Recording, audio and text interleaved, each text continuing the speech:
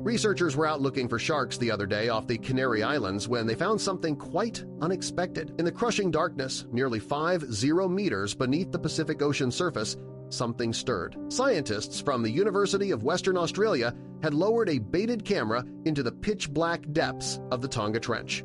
A place so remote, so unexplored, it's been called Earth's final frontier. Their goal? Capture whatever life might lurk in the abyss. But what they retrieved defied belief. For decades, mariners have whispered tales of monstrous creatures lurking in the deep, giant squids with eyes the size of dinner plates, glowing beasts that vanish when pursued, sharks older than empires. Most chalked it up to exaggeration, hallucination, folklore. That was until the footage came back. The camera affixed to a dead fish was meant to entice bottom feeders. This is a humpback anglerfish known as a black sea monster. Black because it's black, and sea monster because, well, look at it. What else would you call it? But something massive took the bait. Something with jaws strong enough to crack steel and a presence more chilling than anything ever recorded. What it revealed shocked even the experts, deep-sea phantoms, legends, and rumors. Long before sonar and submersibles allowed us to glimpse the abyss, the ocean's deepest realms lived only in myth and terror. For centuries, sailors returned from long voyages with eyes wide, voices hushed, and stories too bizarre to believe. They spoke of serpents longer than ships, tentacled monstrosities that dragged crews into the black, and glowing alien beasts that moved without sound. Maps from the Age of Exploration bore a chilling phrase across their unexplored zones: "Here be monsters." As ridiculous as these tales once seemed, modern science has uncovered chilling fragments of truth. The Kraken, for example, was long considered a sailor's hallucination until the mid-200s when cameras finally captured the first living colossal squid, Mesonychotus hamiltoni, off the coast of Antarctica. These creatures, with razor-lined tentacles and eyes the size of dinner plates, can grow up to 40 to 45 feet long. Their discovery proves something important. The ocean still holds giants. Then there's the frilled shark, an ancient predator that looks more like a sea serpent than a modern fish. With its gaping mouth, 300 needle-like teeth, and a body shaped like an eel, it glides through the water like a memory from the dinosaur age. Rarer still is the goblin shark, a pinkish deep water freak with a slingshot jaw that juts forward to snatch prey in a split second. It's so strange many people assume photos of it are fake. They aren't. Add to this the world of bioluminescent life, and the ocean begins to resemble an alien planet.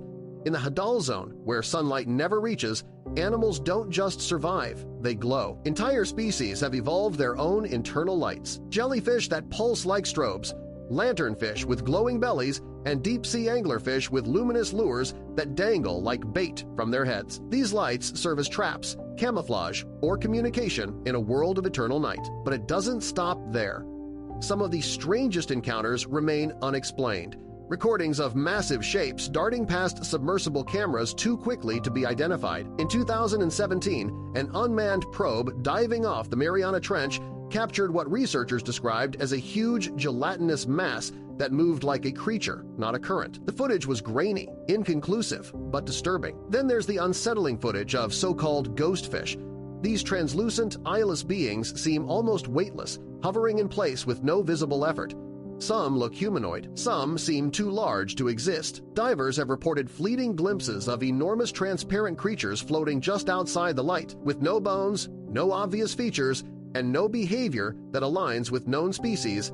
These apparitions remain one of marine biology's strangest mysteries. Another legend that refuses to die is the Black Demon of Cortez, a supposed shark-like creature said to haunt the waters off Mexico. Witnesses claim it's over 50 feet long, jet black, and silent. No proof has ever surfaced, yet sonar blips and damaged fishing gear have kept the mystery alive. And in the waters off Japan, fishermen have reported giant oarfish, serpentine creatures that resemble underwater dragons. In 2010, a 16-foot-long oarfish washed ashore, proving once again that truth and myth often share the same DNA.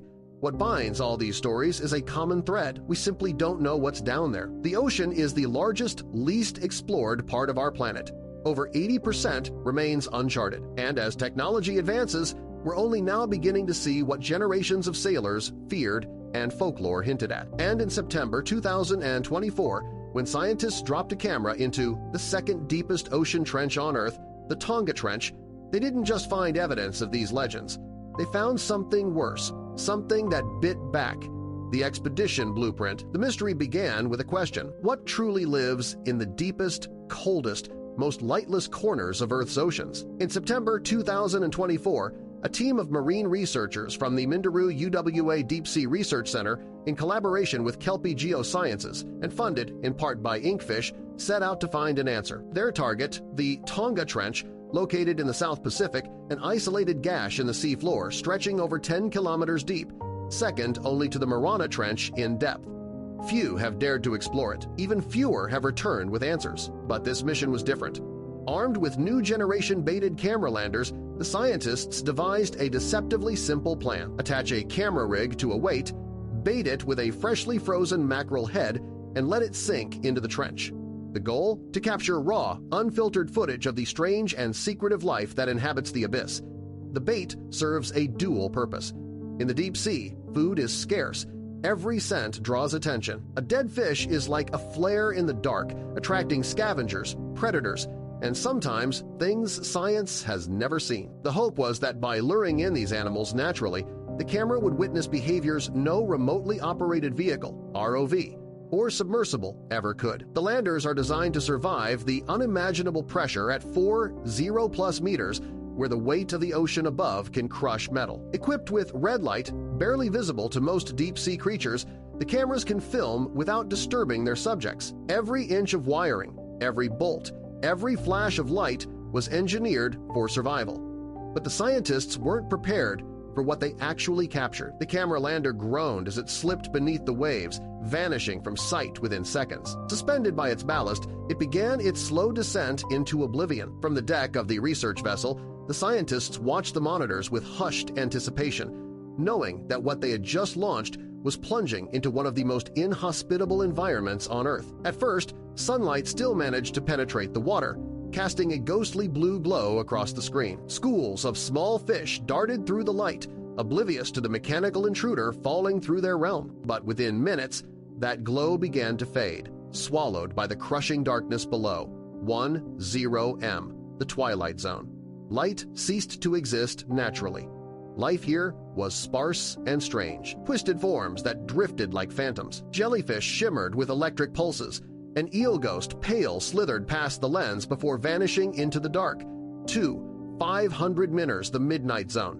Water temperatures plunged to near freezing. Pressure mounted to over 250 times what we experience at sea level, enough to implode steel if not properly fortified. The fishhead bait hung lifelessly from its tether, suspended like an offering to gods no one believed in. 0M, the Abyssal Plain. This is the realm of shadows and silence.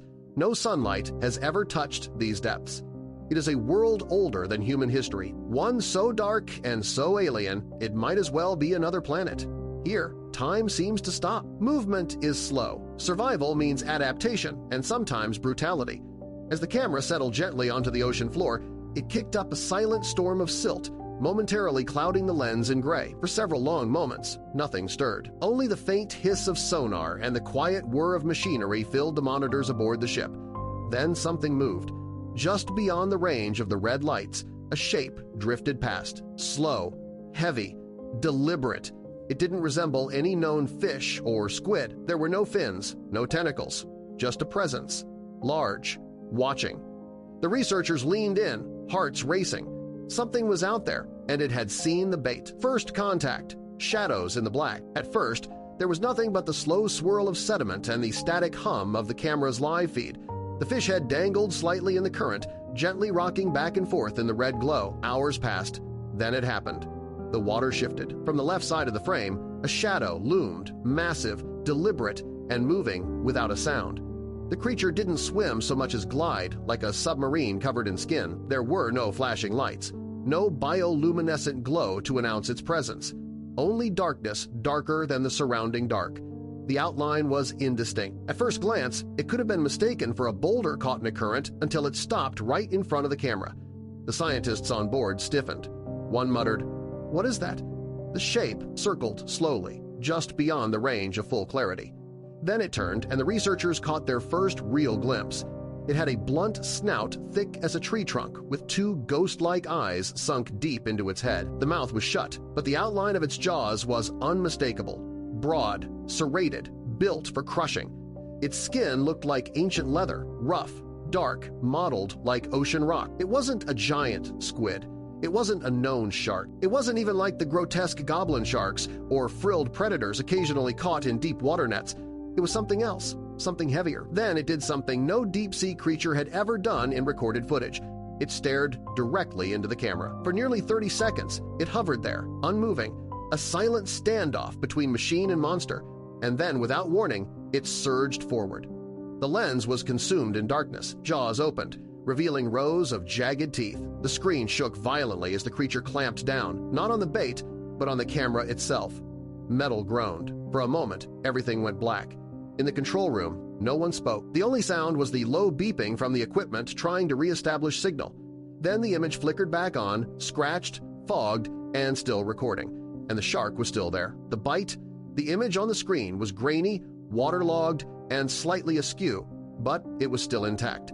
Against all odds, the camera had survived the initial impact. Inside the research vessel's control room, the team stared in disbelief, adrenaline coursing through their veins. No one spoke, no one even moved. The creature was still there. It had released the lens, but not the bait. For a few tenth seconds, the only visible sign of life was a thick, sweeping mass re-entering the frame. As it turned slowly in front of the lens, the camera caught a full-body glimpse, thick, muscular, and covered in coarse, dark skin. It moved like a ghost, heavy but with eerie grace, barely disturbing the water around it. Then it turned again, and the mouth came into view. Slowly, almost ceremoniously, it opened wide. The lower jaw unhinged in a way that seemed both precise and uncomfortably practiced. The interior of the mouth revealed a set of jagged conical teeth, some blunt, some serrated, all embedded in thick pink gums. The creature hovered, its open mouth facing the camera as if sizing it up. Then, without any warning, it lunged again. The screen shook violently. A thunderous crunch exploded through the ship's speakers. This time, the camera was no longer just filming the predator. It was inside it. The view shifted to chaos as the lens was enveloped in darkness. Water rushed past the housing and something soft. Maybe the creature's tongue brushed the lens. The pressure was immense. Every few seconds, rows of teeth scraped against the casing with a sound that sent chills through the room. This wasn't a curious nibble anymore. This was an attempt to devour. Inside the control room, gasps erupted. Someone muttered, "It's trying to eat the camera." Another whispered, "That's the inside of its mouth." No one could look away. The image jolted again and again, but somehow the housing held. The team had designed it to survive the depths, but not the jaws of a living submarine. And then it stopped. Just as suddenly as it had begun, the pressure released, the darkness receded. The camera tumbled back into the open trench, slimy and scuffed, but still operational. Static filled the edges of the frame, but the view was intact, and the predator was still in sight. It hovered over the bait fish now, motionless. Then, with terrifying efficiency, it surged downward and clamped onto the mackerel head, swallowing it whole in one smooth motion. In that moment, the team understood. This creature wasn't afraid of sound, light, or even foreign objects invading its territory. It had investigated the camera with intelligence. It had bitten twice with different force each time, and in doing so, it had revealed something far more chilling than a new species. Later, after recovering the camera rig and downloading the footage, the team noticed something bone-chilling. The second bite, the more violent one, had nearly crushed the outer shell of the housing. If its jaws had landed just a few centimeters closer to the core, the entire unit would have imploded under the pressure, and they would have lost everything. But the most unsettling discovery wasn't the near destruction of the camera. It was what they saw in the creature's eyes. When they slowed the footage down, frame by frame, they saw it clearly. Before the first lunge, it had turned its head slightly, not to inspect the bait, but to stare directly into the lens. It wasn't a mindless animal blindly feeding. It had seen the camera. In the lab, Dr. Jessica Kulus sat motionless as she watched the full playback. The face was pale, her voice barely audible when she finally spoke. "That's not just a deep-sea predator," she said. "That's an apex, something we've never documented, not down here. And judging by the way it approached us, it's been watching for a long time. The creature hadn't simply taken the bait, it had made a statement. The reveal: Pacific sleeper shark. When the footage was fully analyzed frame by frame, experts began piecing together what they had just witnessed: the size, the behavior, the slow yet calculated movements. It all pointed to a species known but rarely seen in such a way. The creature that had nearly destroyed the camera swallowed a mackerel headhole and glided through the trench like a ghost from Earth's prehistoric past was identified as a Pacific sleeper shark, Somniosus pacificus. At first, the team struggled to believe it. Pacific sleeper sharks are among the least understood large predators in the ocean. Their elusive nature, sluggish movement, and preference for deep, cold waters have kept them shrouded in mystery. What made this sighting so shocking wasn't just the footage, it was the location. These sharks are usually found in the North Pacific, often near Alaska, Canada, and Japan. This encounter took place thousands of kilometers away, deep within the Tonga Trench in the southern hemisphere. This was more than a rare occurrence. It was the first confirmed sighting of a Pacific sleeper shark this far south, and certainly at this depth. The individual filmed was estimated to be 3.5 to 3.6 meters long, and notably a female, determined by the absence of claspers near the pelvic fins. This was a fully mature adult, not a lost juvenile, but a seasoned apex predator patrolling a trench few humans have ever dared to enter. Unlike other sharks that rely on speed or aggression, the Pacific sleeper shark is a stealth hunter. Its body is dense and muscular, with no swim bladder. Instead, it maintains buoyancy with a giant oil-filled liver, allowing it to glide silently along the ocean floor. It's been known to feed on fish, squid, octopuses, crustaceans, and even the occasional seal or whale carcass in northern waters. What it hunts in the South Pacific trenches is still unknown. What sets the sleeper shark apart, however, isn't just its physiology, it's the way it moves. These sharks are slow, moving with a ghostly calm, which makes their sudden lunges like the one captured in the Tonga footage all the more terrifying. Scientists believe the species has evolved to conserve energy in cold food, scarce waters capable of long periods of motionless waiting followed by a single explosive strike. But perhaps the most fascinating and unsettling aspect is their lifespan. Although no Pacific sleeper shark has been definitively aged, their close relative, the Greenland shark, Somniosus microphyllus, is known to live over 400 years, making it the longest-living vertebrate on Earth. If the Pacific sleeper shares even a fraction of that lifespan, the shark in the video could be older than most modern nations. And yet, despite their size, strength, and potential age, sleeper sharks remain largely invisible to humans. They prefer the shadows. They rarely breach. Most footage of them comes from deep-sea trolls or unexpected bycatch. Seeing one this clearly and having it engage directly with equipment was unprecedented. This discovery doesn't just rewrite what we know about the species' geographic range, it challenges assumptions about the biodiversity of deep ocean trenches. These extreme environments, crushing pressure, near freezing temperatures, absolute darkness, were once thought to be home only to microbes and tiny scavengers. But the sleeper shark's presence suggests something more complex, a functioning, interconnected ecosystem capable of supporting massive predators at unimaginable depths.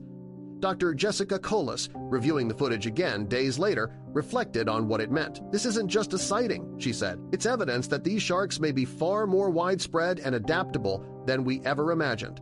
And if they're here, what else is? In the broader scientific community, the footage has sparked new calls for deep trench exploration and conservation. Pacific sleeper sharks are currently listed as near-threatened by the IUCN.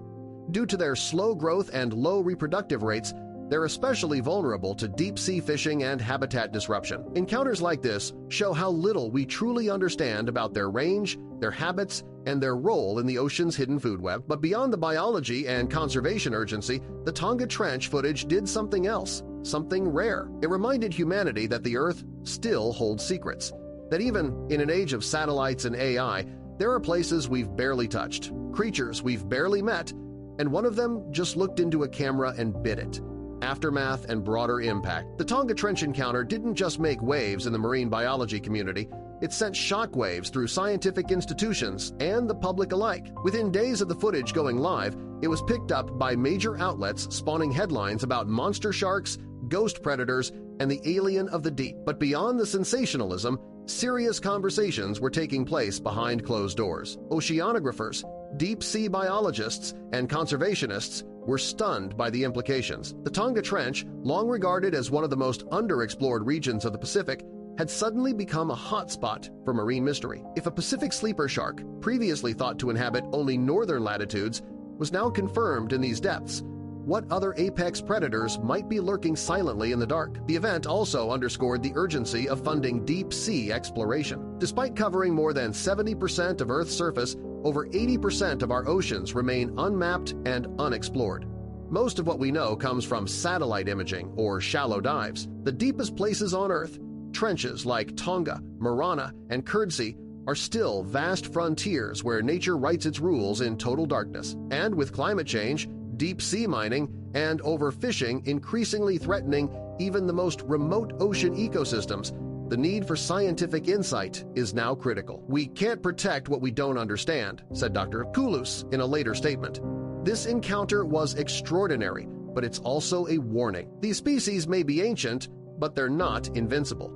Meanwhile, the camera, the same one that survived a predator's jaws, is now displayed at a marine institute in Perth, a battered barnacle-encrusted relic that tells a story of resilience, curiosity, and awe. Visitors gather around it, not just to marvel at its survival, but to ask the bigger question, what else is out there? Because that's what this story really unlocked. Wonder. In a world obsessed with speed, progress, and control, this brief moment in the deep reminded us that some corners of our planet remain beautifully, terrifyingly unknown. If something this massive, ancient, and mysterious can exist right here on Earth, what else might be watching us from the darkness, waiting for the right moment to be seen? Share your thoughts in the comments below. Thank you for watching.